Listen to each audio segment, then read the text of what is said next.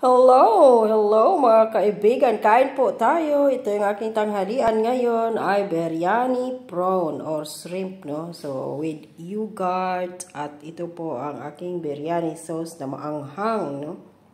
Pero before ako kakain, dahil nag-crave ako ng iced coffee. So gagawa po ako ng iced coffee. So ito yung aking ingredients. Nescafe 3-in-1. So mayroong peanut butter. At meron din akong Nescafe na block at skimmed milk. So, yun ang ating ingredients sa iced coffee. Bakit ako may black coffee na Nescafe? Kasi gusto ko ng matapang na kape.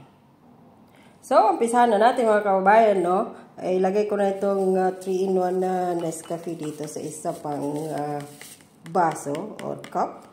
Tapos, ay kukuha din ako ng isang kutsarita na black Nescafe. So, kasi konti ang nakuha ko is dagdagan ko na lang siya, no? Konti pa.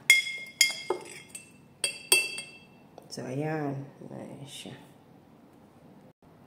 At naglagay din ako ng isang kutsarang peanut butter. Kaya itong aking iced coffee with peanut butter. So, ilagay ko ito dito at lagyan natin ng konting mainit na tubig at mikas-mikas lang, ha.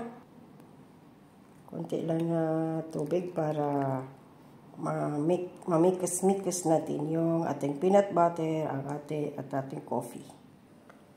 So, after natin mamikas-mikas itong ating peanut butter with Nescafe, so, ilalagay na natin po siya mga kabayan dito sa aking glass kung saan meron na po siyang ice cubes nito, no? So, ibaba natin.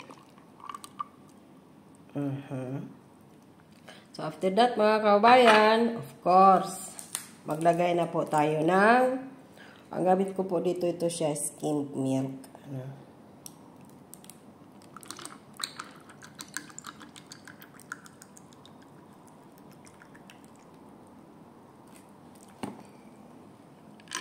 At haluin lang siya ng konti. Wah, nahulog.